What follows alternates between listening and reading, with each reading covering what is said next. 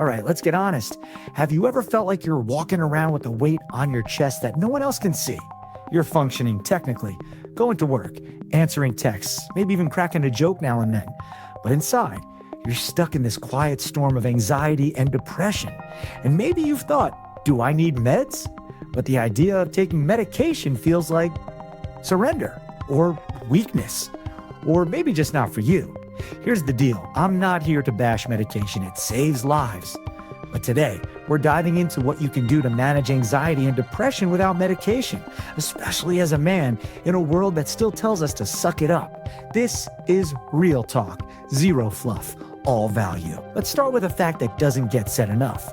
Men experience anxiety and depression just as much as women, but we express it differently. Instead of crying, we snap. Instead of shutting down, we overwork. Instead of saying, I'm not okay, we say, I'm just tired. And because of that, most men suffer in silence until it spills out in ways that hurt careers, relationships, and ourselves. The problem isn't that we feel anxiety or depression. The problem is thinking that feeling it makes us weak. It doesn't. Your brain is stressed. Your emotions are out of alignment. And no one gave you the toolkit to fix it. So let's build one, okay? I'm not going to hit you with just go for a jog, bro. But also, go for a jog. Movement changes your brain. Literally. It releases endorphins, increases serotonin, and reduces cortisol, the stress hormone that fuels anxiety and depression. And it doesn't have to be CrossFit or Ironman level stuff. Start simple. 30-minute walks, bodyweight workouts at home, bike rides, stretching and mobility, shadow boxing or martial arts. Not because you need to get shredded, but because you need momentum. One of the sneakiest effects of depression is inertia. The less you move, the worse you feel. The worse you feel, the less you move. Break that cycle. One walk at a time. Let's talk food. And no, this isn't a diet lecture. But you can't expect to feel mentally sharp when your fuel source is energy drinks, fast food, and vending machine regret. Your gut and your brain are connected.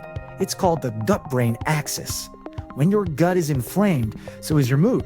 When your blood sugar's crashing, so is your ability to think clearly. When you're dehydrated, you're basically running a Ferrari with no oil. Here are some simple wins. Cut back on sugar and ultra-processed foods. Eat whole foods. Real meat, veggies, fruits, nuts. Stay hydrated. Add an omega-3s from fish or supplements legit brain food. This isn't about being perfect. It's about stacking small wins that help your brain fight the fog. All right, let's get a little uncomfortable, but in a good way. You know that voice in your head that won't shut up? The one that says, you're not good enough, or she's gonna leave, or what if I mess up again? You don't need to silence that voice. You just need to stop letting it drive the car. Mindfulness and breath work aren't just for yoga influencers. They're scientifically backed tools that help you stop spiraling. Start with this. 5 minutes a day of deep breathing. Inhale for 4, hold for 4, exhale for 6. Try a guided meditation app like Headspace or Insight Timer. Do a brain dump, journal. Get all your anxious thoughts out of your head and onto paper. No filter, no grammar rules. Mindfulness isn't about escaping. It's about seeing your thoughts without becoming them. Motivation is flaky. Sometimes it's there, sometimes it's ghosting you. You know what works better? Routine? Structure. Non-negotiables. When you're dealing with depression or anxiety, your brain is constantly trying to talk you out of doing the very things that would help. So stop waiting to feel like it and start building systems. Wake up at the same time each day. Yes, even weekends.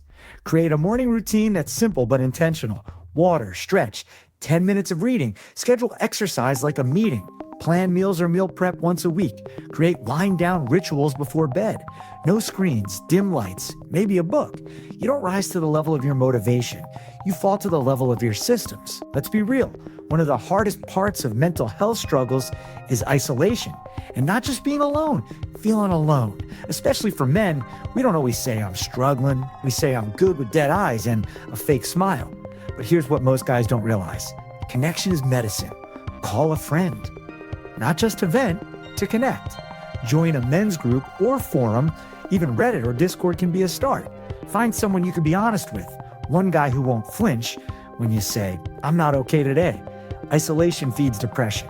Brotherhood starves it. You don't have to open up to the whole world. just to someone. Let's kill this myth once and for all. Therapy is not weakness. Therapy is training.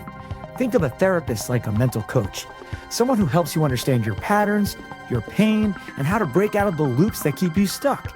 If your car broke down, you'd take it to a mechanic. If your shoulder got dislocated, you'd go to a doctor. So why, when our mind is in pain, do we say, I'll tough it out? That's not strength. That's sabotage. Even if you're not ready for one-on-one therapy, there are options. Online therapy platforms like BetterHelp or Talkspace, support groups, books, podcasts, YouTube channels like this one. Point is, don't wait until you break. Start when you bend. So let's bring it all together. Anxiety and depression are real. They're hard. They make you question everything, your worth, your ability, your future.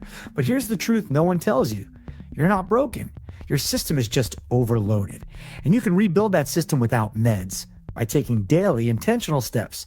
Move your body, feed your brain, anchor yourself with routine, breathe and reflect, connect with others, get help when you need it. You won't fix it all overnight, but you don't have to, because progress doesn't happen in leaps. It happens in reps. If this hit home for you, don't just scroll away. Drop a comment below. What's one thing you do to manage your mental health? Share this with a friend who might be struggling in silence, and hit that subscribe button if you want more real, raw content about men's mental health, mindset, and healing. You're not weak. You're not alone. You're just getting started. Let's build the comeback together.